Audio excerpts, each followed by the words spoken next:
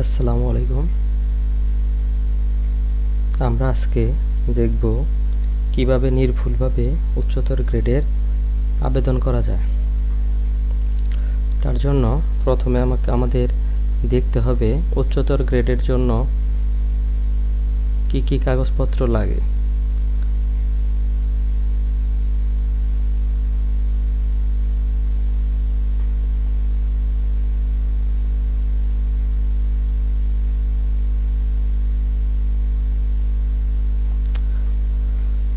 আমরা দেখি এখন উচ্চতর গ্রেডে একটা নির্ভুলভাবে উচ্চতর গ্রেডে আবেদনের জন্য কি কি কাগজপত্র লাগে।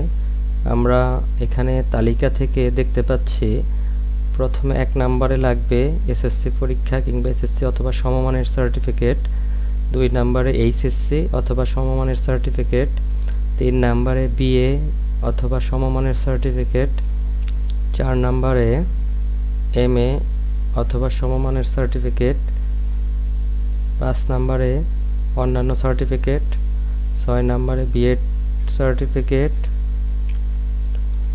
7 নম্বরে জয়েনিং লেটার, 8 নম্বরে ইনস্টিটিউট হেড ফরওয়ার্ডিং, 9 নম্বরে টিচার স্টাফ স্টেটমেন্ট, 10 নম্বরে লাস্ট রিকগনিশন অফ ইনস্টিটিউট তার মানে সর্বশেষ স্বীকৃতি প্রতিষ্ঠানের, 11 নম্বরে রেজুলেশন, 12 নম্বরে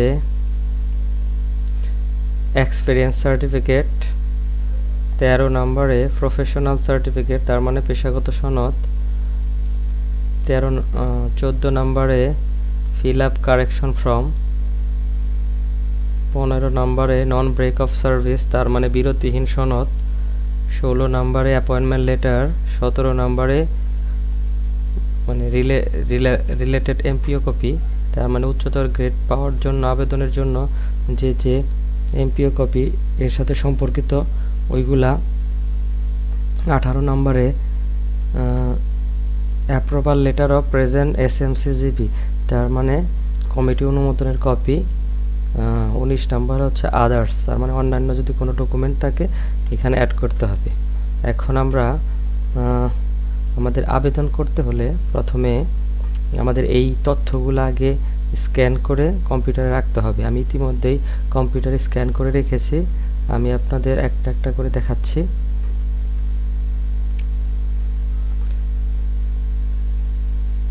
এই যে দেখতে পাচ্ছেন এখানে আমার এখানে এই সার্টিফিকেটগুলো স্ক্যান করা আছে, এইগুলো হচ্ছে সার্টিফিকেট স্ক্যান করা। আবার আপনার এখানে এক্সপিরিয়েন্স সার্টিফিকেট, কারেকশন ফর্ম, এই যে কারেকশন ফর্ম আছে,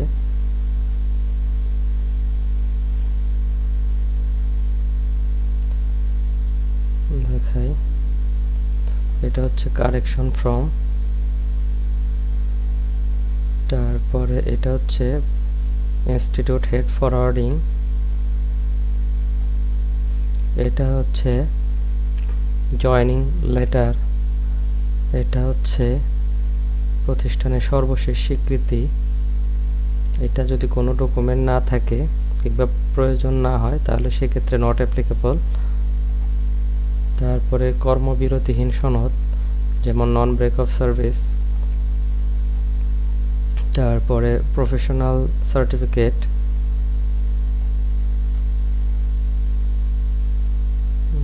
এখানে সকল সার্টিফিকেটগুলো আমার স্ক্যান করা আছে। আবার এখানে যে টিচার স্টাফ স্টেটমেন্ট শিক্ষক কর্মচারী তথ্য এখানে স্ক্যান করা আছে। তারপরে হচ্ছে যে রেজুলেশন স্ক্যান করা আছে, তারপরে এখানে হচ্ছে উচ্চতর গ্রেডের জন্য যে এমপিও কপিগুলো এর সাথে সম্পর্কিত এইগুলো স্ক্যান করা আছে।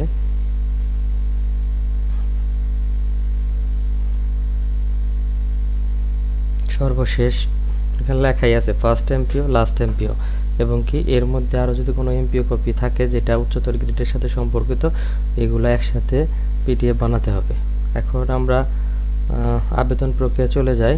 প্রথমে আমাদের একটা ব্রাউজার ওপেন করতে হবে, সবচেয়ে ভালো হয় গুগল ক্রোম ব্রাউজার ব্যবহার করা। আমি গুগল ক্রোম ব্রাউজারে চলে যাব।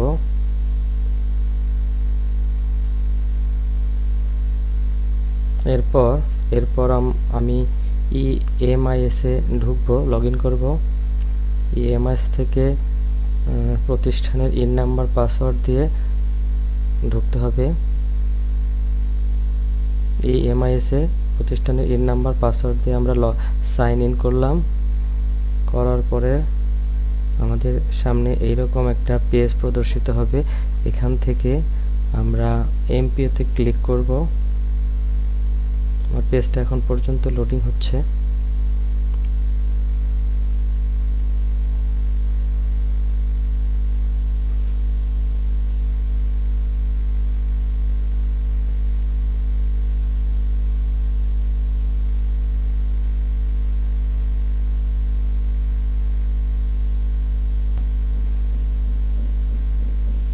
এমপিওতে ক্লিক করব। এরপরে আমরা এখান থেকে যেহেতু উচ্চতর গ্রেডের জন্য আবেদন করব, তাহলে এখান থেকে আপার গ্রেড ক্লিক করব।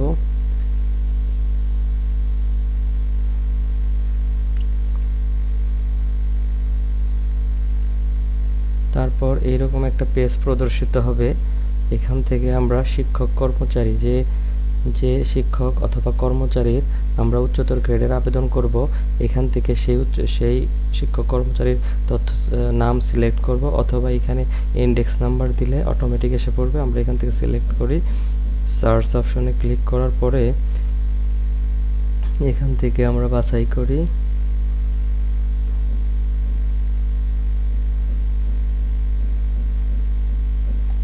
এখান থেকে শিক্ষক কর্মচারী শিক্ষকের তথ্য সিলেক্ট করলাম। তথ্য সিলেক্ট করার পরে এই পেজে কিছু না লিখলেও চলবে, এখানে অটোমেটিকই সকল তথ্য এসে পড়েছে। আমরা যাব ধাপ 2-তে। ধাপ 2-তে আসার পরে এখানে যে প্লাস আইকনে চাপ দিব, প্লাস আইকনে চাপ দেওয়ার পরে আমরা ওই শিক্ষাগত যোগ্যতার তথ্য ঘরগুলো পূরণ করব। শুরুতে আমরা এসএসসি দেব, তারপরে রোল নম্বর টাইপ করব,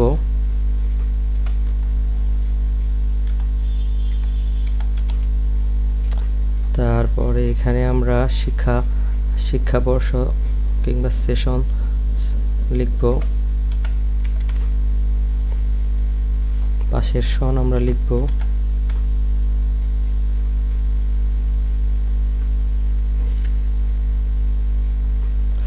আমরা বোর্ড সিলেক্ট করব, যেহেতু এই শিক্ষকের বোর্ড ঢাকা, তাহলে আমরা ঢাকা সিলেক্ট করব সে কারণে। এখন এখানে ফলাফলের ডেট আমরা লিখব।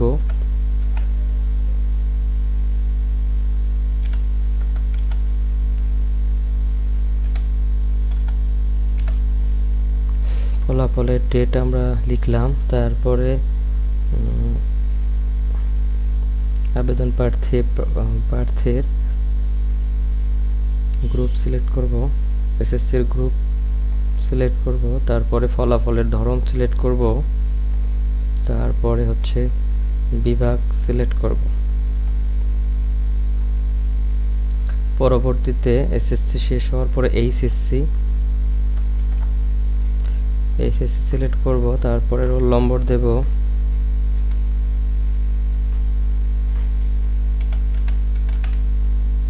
তারপরে আমরা সেশন দিব,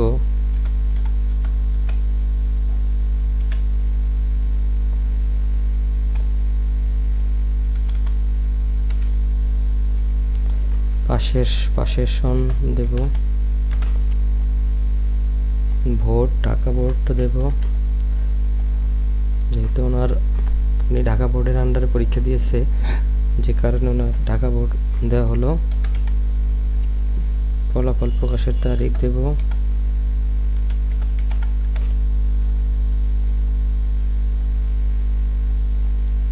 গ্রুপ দেব, ফলাফলের ধরন দেব,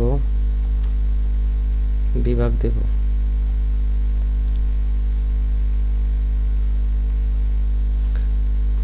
এরপরে ওনার বিএ, যেহেতু উনি বিএ পাস কোর্স কমপ্লিট করেছে, এই জন্য বিএ পাস দিলাম, তার মানে ডিগ্রি করেছে। এখানে ওনার রোল নম্বর দেব,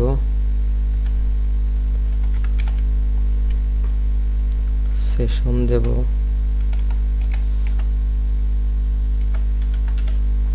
পাশের সন দেব,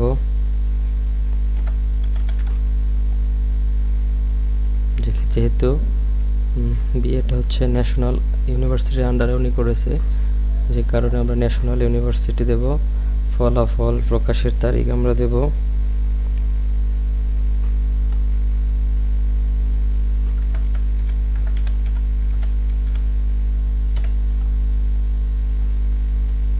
তারপরে গ্রুপ দেব, ফলাফলের ধরন,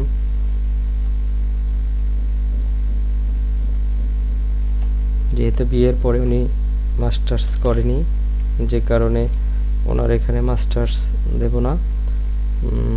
উনি ডিপ্লোমা কোর্স করেছে লাইব্রেরির উপরে, যে কারণে এখন ওনার লাইব্রেরি ডিপ্লোমা কোর্সটা দেব। এই ডিপ্লোমা সিলেক্ট করলাম, এখান থেকে ওনার রোল নম্বরটা দেব।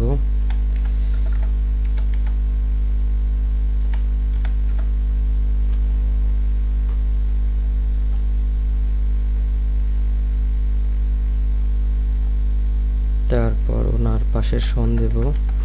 এখানে আমি ওনার সেশন দিলাম না, সেশন এটা বাধ্যতামূলক না দিলেও চলবে, আমরা চাইলে এখানে দিতেও পারি সেশন 2023। আমি দেব না, এটা বাধ্যতামূলক না, এই জন্য এটা দিলেও হবে না দিলে হবে, সবগুলা যদিও দিয়েছি এখন এটা দেব না।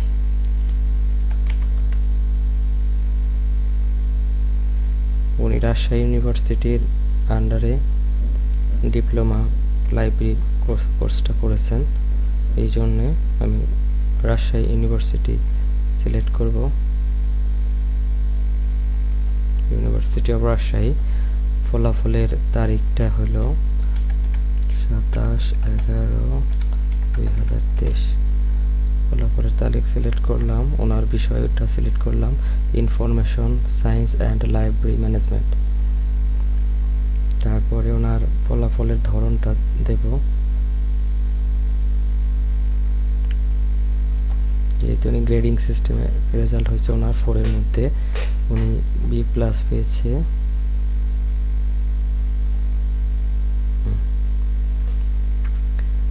এখন ধাপ 2 কমপ্লিট হওয়ার পরে আমরা ধাপ 3-এ যাব। যেহেতু ওনার এই 4টার পরে আর কোনো সার্টিফিকেট নাই, সে কারণে ওনার 4টা সার্টিফিকেটের তথ্য এখানে আমি ইনক্লুড করলাম। এরপরে আমরা ধাপ 3-এ যাব। ধাপ 3-এ যাওয়ার পরে দেখেন এখানে ওনার বর্তমানে উনি কত মূল বেতনে কর্মরত আছে, এটা এখানে দেখা যাচ্ছে 22,550 টাকা মূল বেতনে কর্মরত আছে। এবং উনি বর্তমানে 10ম গ্রেডে, ওনার বর্তমান গ্রেড হচ্ছে 10ম গ্রেডে 22,550। যেহেতু উনি উচ্চতর গ্রেডের জন্য আবেদন করবে, ওনার পে কোডটা হবে 9, এবং ওনার যেহেতু নবম পে কোডের শুরুর বেতন স্কেল হচ্ছে 22,000, কিন্তু এখানে দেখেন উনি 22,550 টাকা ইতিমধ্যে মানে উনি 22,550 টাকা মূল বেসিকে ইতিমধ্যে উনি কর্মরত আছেন। এখন অনেকে না বুঝে এখানে 22,000 টাকা সিলেক্ট করে। 22,000 টাকা সিলেক্ট করলে দেখা যায় যে এই ফাইল যখন অ্যাপ্রুভ হয় তখন ওনার বেতন কমবে, যে কারণে অনেকে হয়তো বা নীতিমালা সম্পর্কে ধারণা না থাকার কারণে অনেকে এরকমভাবে আবেদন করে, এবং কি অনেকে না জানার কারণে এরকম আবেদন করে।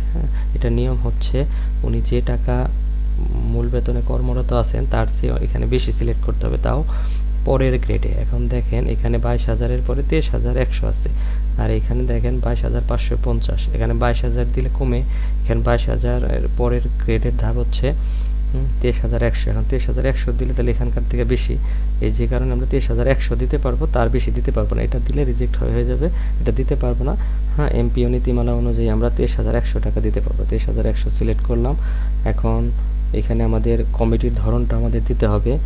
নিয়মিত কমিটি হলে নিয়মিত কমিটি আমরা দেব, আর নিয়োগটা হচ্ছে সবারই তো নিয়োগটা হচ্ছে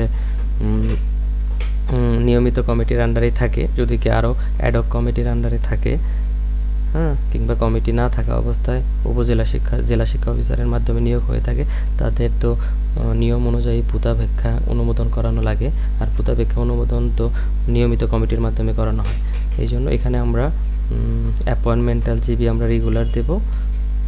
আর এখানে আমরা হলো বর্তমান কমিটি রেগুলার না নিয়মিত না ক্যাডক এখানে আমরা সিলেক্ট করব।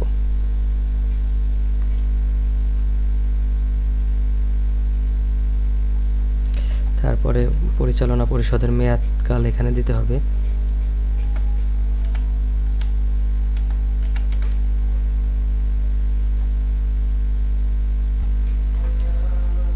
এরপর আমাদের কমিটি পরিচালনা পরিষদের মেয়াদকাল দিতে হবে। দেওয়ার পরে প্রথম এমপিওর তারিখ, প্রতিষ্ঠানের স্বীকৃতি, কত তারিখ থেকে কত তারিখ পর্যন্ত সর্বশেষ স্বীকৃতি আমাদের এখানে দিতে হবে। এখানে প্রথম স্বীকৃতির তারিখ কত তারিখ থেকে কত তারিখ পর্যন্ত এইগুলা দিতে হবে। দেওয়ার পরে আমাদের ধাপ 3-এর কাজ শেষ। এরপরে আমাদের যেতে হবে ধাপ 4-এ। ধাপ 4-এ দেখেন এখানে লেখা আছে resolution, approval resolution of undergrad. এখানে আমরা এই যে এডিট অপশনে ক্লিক করার পরে এখানে আমাদের রেজুলেশনের তারিখটা দিতে হবে। আমাদের মূলত রেজুলেশনটা কত তারিখে করা,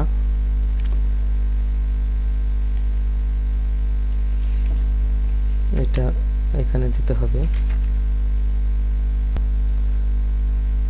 যেহেতু রেজুলেশনটা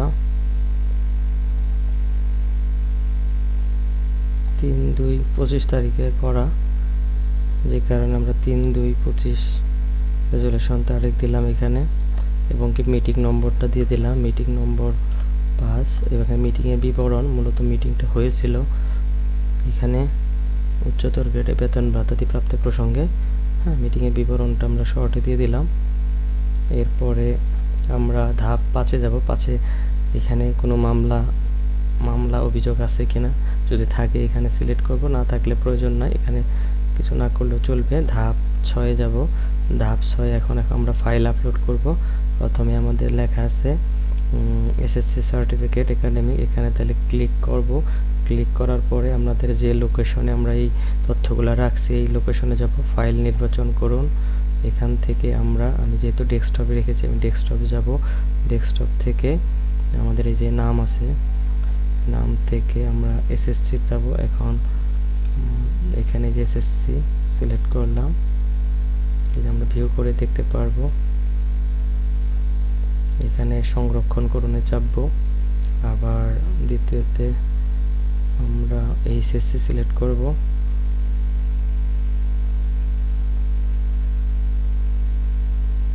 সংরক্ষণ করুন। বিএ সিলেক্ট করব, বিএ অথবা সমমান।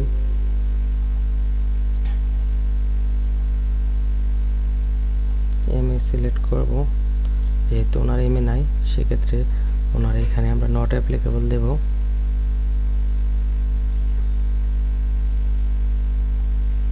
কোনো ডকুমেন্ট না থাকলে আমরা এরকম নট অ্যাপ্লিকেবল দিয়ে দিব। তারপরে এখানে আদার্স অপশনে, যেহেতু ওনার ডিপ্লোমা সার্টিফিকেটের জন্য আলাদা কলাম নয়, সেক্ষেত্রে আদার্স অপশনে ওনার ডিপ্লোমা সার্টিফিকেটটা দিয়ে দেব। যেহেতু উনি বিএড করেনি সেক্ষেত্রে এখানে আমরা নট অ্যাপ্লিকেবল দেব। তারপরে এখানে জয়েনিং লেটারের জায়গায় জয়েনিং লেটার সিলেক্ট করব। আমাদের মনে রাখতে হবে সকল ডকুমেন্ট কিন্তু অরিজিনাল গুলা স্ক্যান করে এখানে আপলোড করতে হবে।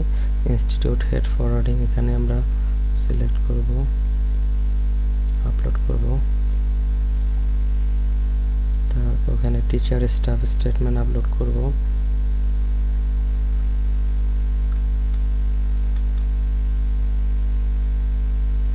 টিচার স্টাফ স্টেটমেন্ট দেওয়া আছে। আবার এখানে লাস্ট সর্বশেষ স্বীকৃতি আমরা আপলোড করব।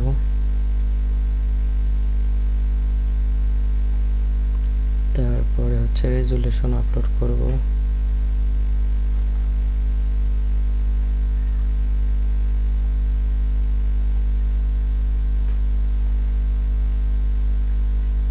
এক্সপিরিয়েন্স সার্টিফিকেটগুলো আপলোড করব। এক্সপিরিয়েন্স সার্টিফিকেট আপলোড করব, প্রফেশনাল সার্টিফিকেট আপলোড করব,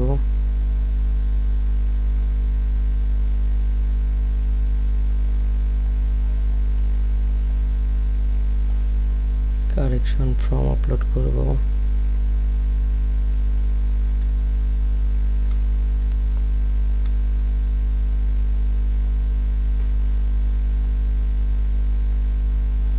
নন ব্রেক অফ সার্ভিস মানে বিরতিহীন সনদ আপলোড করব,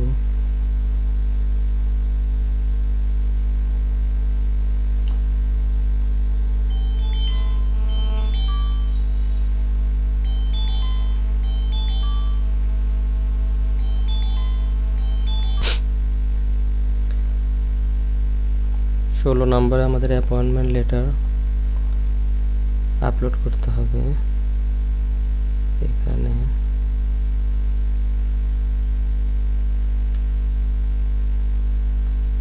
অ্যাপয়েন্টমেন্ট লেটার আপলোড করলাম। এখানে 17 নম্বরে আমাদের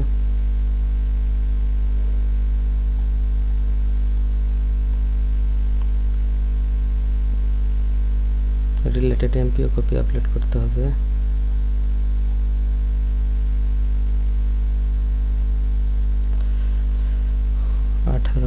নম্বরে আমাদের কমিটি অনুমোদনের কপি আপলোড করতে হবে।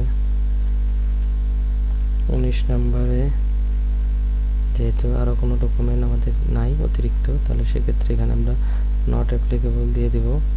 এখানে মনে রাখতে হবে কোনো ডকুমেন্টের যদি আমরা ফাঁকা রাখি তাহলে সেক্ষেত্রে এটা সাবমিট করা যাবে না। এখন মোটামুটি আমাদের শেষ। এখন আমরা সেভ দিয়ে ড্রাফটে রাখবো, রেখে আবার চেক যাচাই করব। সেভ দিলাম। সেভ দেওয়ার পরে আমরা এই যে ড্যাশবোর্ডে যাব, ড্যাশবোর্ড থেকে অনলাইন অ্যাপ্লিকেশন ইনবক্সে যাব, গিয়ে আমরা দেখব আমাদের ফাইলটা সেভ আছে কিনা। এই যে সেভ আছে। এখন এখান থেকে আমরা ওপেন করব, আবার ওপেন করে আমরা যাচাই করব যে তথ্যগুলো ঠিক আছে কিনা। এখন যাচাই করার ক্ষেত্রে প্রথম পেজ যেহেতু আমাদের কোনো কাজ করতে হবে না, এটা ঠিক আছে। দ্বিতীয় পেজে যে আমাদের তথ্যগুলা মোটামুটি ঠিক আছে। ধাপ 3ও ঠিক আছে। আমাদের এখানে কিন্তু খুব গুরুত্বের সাথে খেয়াল করতে হবে, এখানে আমাদের মূল বেতনের চেয়ে যেন প্রত্যাশিত গ্রেডের ধাপের বেতনটা বেশি হয়। বেশি বলতে পরের মানে এর চেয়ে কিছু বেশি থাকবে, কিন্তু মানে একটা ধাপ বেশি থাকবে, মানে এর চেয়ে বেশি হয় এরকম বেতন গ্রেডের ধাপ দিতে হবে। যেমন এখানে আমাদের 22,000 দিলে কম হয়, 23,000 দিলে ওর চেয়ে বেশি হয়, 24,000 দিলে আরও বেশি হয়, কিন্তু 24,000 দেওয়া যাবে না, 23,100 দিতে হবে। এটা দেওয়ার ক্ষেত্রে অবশ্যই যদি বুঝতে সমস্যা হয় সেক্ষেত্রে এমপিও নীতিমালাটা খুব ভালোভাবে দেখবেন। আবার এখানে পরিচালনা পরিষদের ম্যাথ দেব, তারপরে হচ্ছে এখানে সর্বশেষ স্বীকৃতির ম্যাথ মিলিয়ে দেখব ঠিক আছে কিনা। ধাপ 4 রেজুলেশনের তারিখ, মিটিং নম্বর এবং মিটিংয়ের বিবরণটা এখানে লিখে দেব। ধাপ 5-এ কিছুই দেওয়ার প্রয়োজন নাই। ধাপ 6-এ আমরা দেখব যে ফাইলগুলো ঠিক আছে কিনা। এই যে এসএসসি সার্টিফিকেট, এখানে আমরা এইভাবে চেক দেব। এইচএসসির সার্টিফিকেট, তারপরে বিএস সার্টিফিকেট,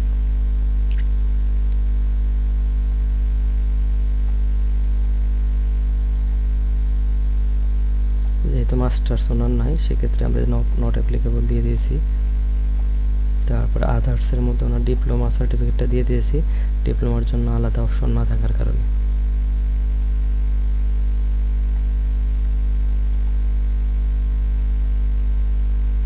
বিএড ওনার নাই, যে কারণে আমরা নট অ্যাপ্লিকেবল দিয়েছি।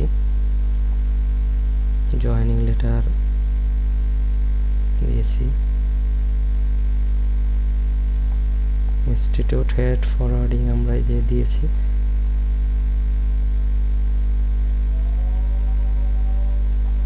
শিক্ষক কর্মচারী তথ্য বিবরণী দিয়েছি, ঠিক আছে কিনা দেখি আমরা। ঠিক আছে।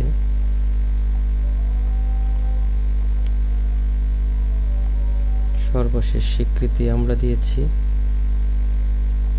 সঠিকভাবে। রেজুলেশন দিয়েছি আমরা, resolution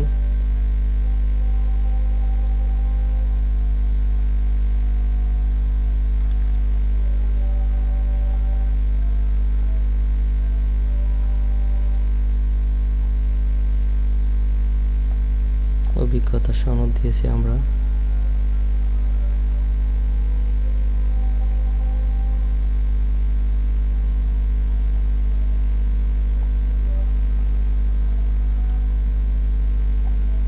professional certificate,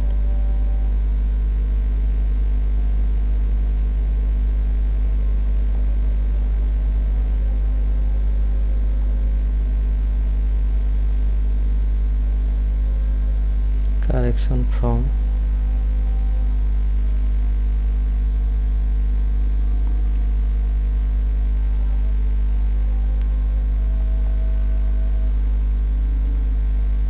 appointment letter, বিরুদ্ধহীন সনদ,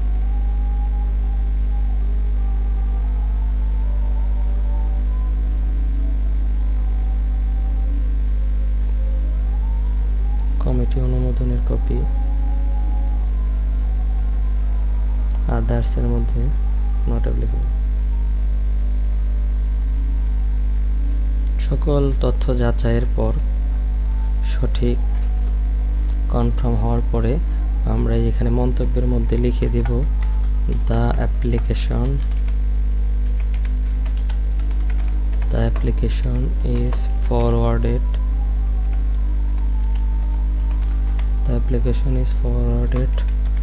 for further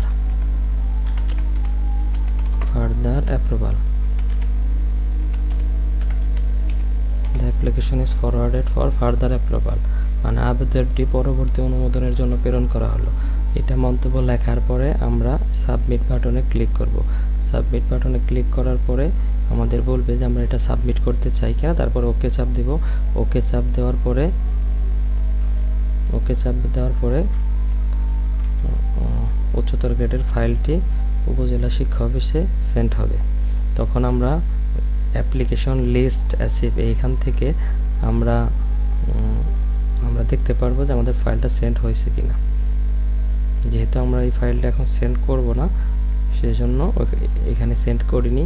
আমরা যে ফাইলগুলো সেন্ড করেছি, এখানে যে কিছু কারেকশনের ফাইল সেন্ড করেছি, এগুলো এখানে দেখা যাচ্ছে দাখিলকৃত প্রেরক প্রধান শিক্ষক হেডমাস্টার। যেহেতু উনি পাঠাইছে, এটা উপজেলায় আছে। এখানে হেডমাস্টার থাকলে বুঝতে হবে উপজেলায় আছে, হেডমাস্টার পাঠাইছে। যদি এখানে উপজেলা শিক্ষা অফিসার থাকে তখন আমাদের বুঝতে হবে এটা হচ্ছে উপজেলা এডুকেশন অফিসার থাকলে বুঝতে হবে এটা জেলা পর্যায়ে পাঠানো হয়েছে, উপজেলা শিক্ষা অফিসার পাঠাইছে। আবার এখানে যদি আবার আপনার ডিস্ট্রিক্ট এডুকেশন অফিসার থাকে তাহলে বুঝতে হবে যে জেলা শিক্ষা অফিসার এটা আমাদের বিভাগীয় পর্যায়ে প্রেরণ করেছে।